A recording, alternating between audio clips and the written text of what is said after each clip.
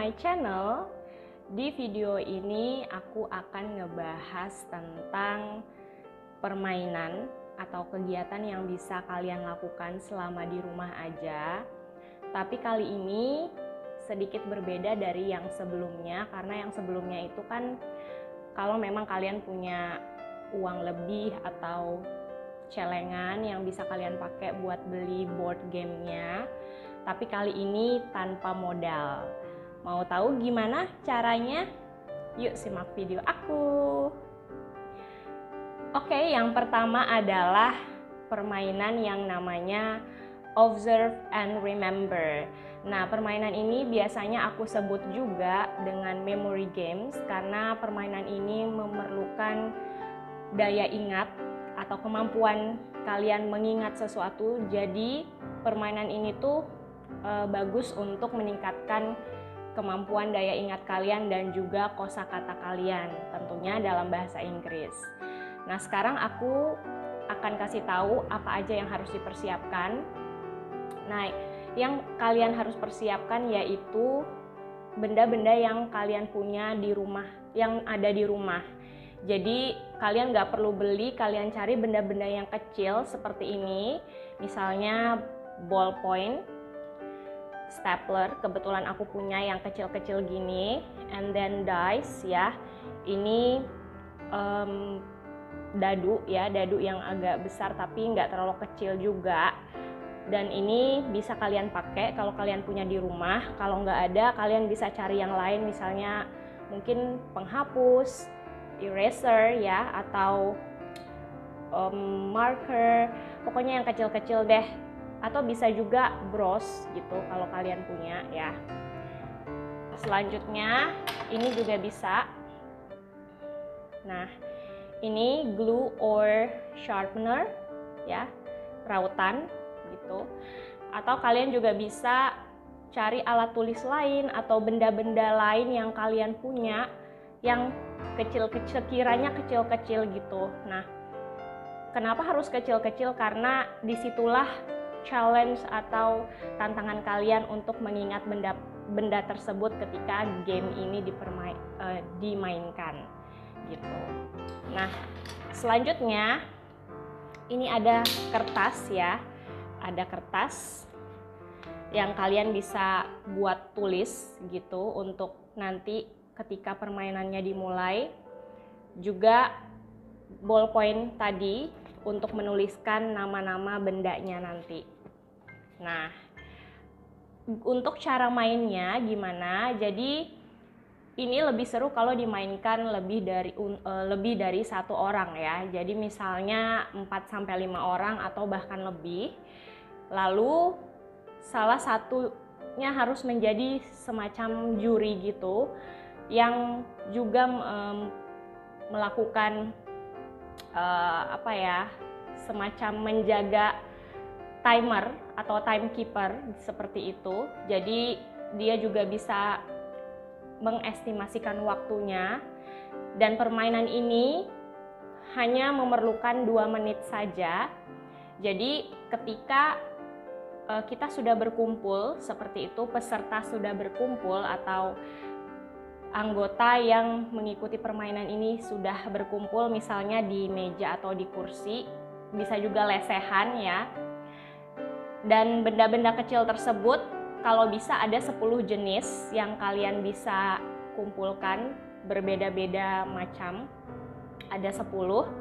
Lalu kalian salah satu jurinya itu meletakkan benda-benda tersebut di atas meja kecil seperti itu, dan berikan 2 menit untuk peserta yang mengikuti game ini untuk menghafal benda-bendanya dan juga nama bendanya, tentunya dalam bahasa Inggris. Kalau misalnya mereka juga belum tahu, kalian bisa kasih clue dulu, nama-namanya bisa kalian tuliskan atau kalian ucapkan seperti itu. Nah, setelah 2 menit atau ya mungkin kalian bisa kasih waktu lebih untuk menghafal sebentar. Nah, setelah itu kalian kalau misalnya pesertanya sudah merasa siap untuk mengikuti game ini, memulai game ini, kalian bisa ambil kembali atau sembunyiin benda-benda tadi yang kalian display atau yang kalian tunjukkan ke para peserta. Kalian simpan, jangan sampai ada satupun yang terlihat ke peserta ketika memulai permainan. Nah, setelah itu kalian kasih waktu 2 menit lagi untuk memberikan peserta kesempatan menuliskan sebanyak mungkin benda-benda tersebut. Kalau bisa misalnya 10 jenis benda tersebut udah bisa ditulis, nah itu yang jadi pemenangnya, seperti itu. Dan kalian tidak boleh memberikan waktu lebih untuk peserta menuliskan nama-namanya. Jadi hanya 2 menit. Setelah itu ketika waktu habis, kalian cek peserta siapa atau peserta mana yang bisa menuliskan nama objek tersebut dengan benar, tentunya dalam bahasa Inggris di kertas yang sudah disediakan. Nah, itu permainan yang pertama, teman-teman. Jadi permainan ini benar-benar melatih kemampuan daya ingat seseorang dan juga tentunya meningkatkan kosakata bahasa Inggris, seperti itu. Oke, yang kedua adalah permainannya namanya Simon Says. Jadi tulisannya itu SIMON-SAYS. Nah, Simon Says ini juga memerlukan peserta atau member lebih dari 1 orang. Jadi minimal 5 orang. Kenapa harus lebih dari 1 orang? Karena kalau lebih banyak itu tentunya permainan ini lebih seru. Jadi minimal 5 orang atau bahkan ya mungkin 7 atau 8 ya.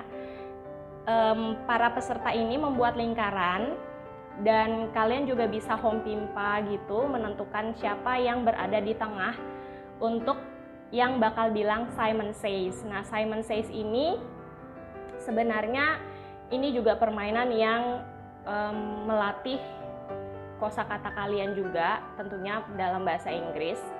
Nah, nanti ketika kalian dapat 1 orang yang berada di tengah, yang anggota lainnya itu membuat lingkaran, semacam lingkaran gitu, melingkar sambil berpegangan tangan ya kalau bisa, dan yang di tengah berdiri di tengah itu akan bilang Simon Says, dan selanjutnya kalimat jenis kalimat instruksi. Jadi kayak gini nih contohnya, teman-teman.